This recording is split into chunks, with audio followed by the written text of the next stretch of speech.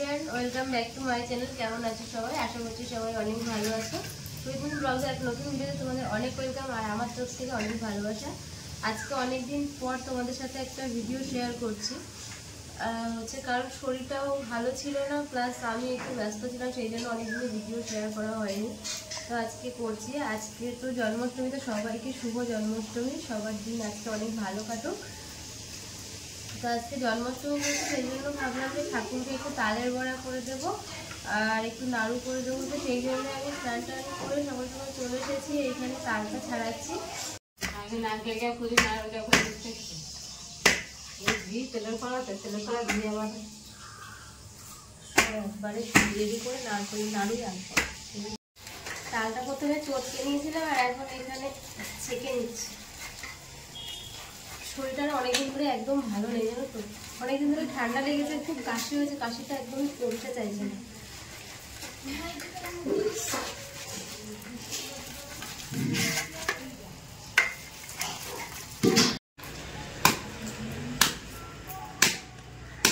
তালটা ছেঁকে রেখেছি আর এখন নারকেলটা ছাড়িয়ে নিচ্ছি। নারকেল ছাড়ানো তো সত্যি নেই মনে হচ্ছে। কতগুলো করে নারকেল ছাড়াই লক্ষ্মী পুজোর সময়, আর এখন একটা নারকেলটা ছাড়াতে হচ্ছে।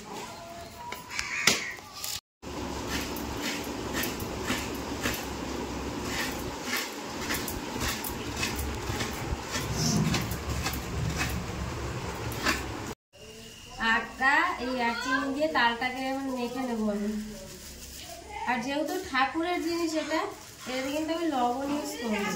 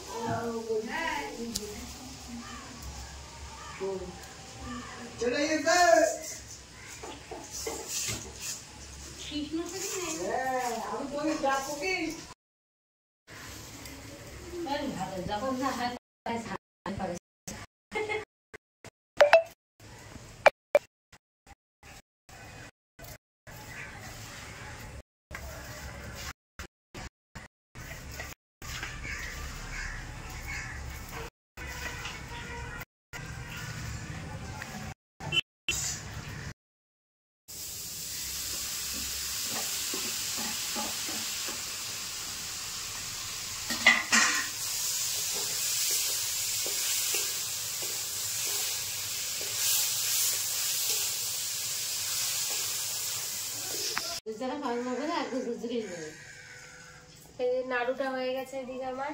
এখন তালের বড়াটা করতে হবে।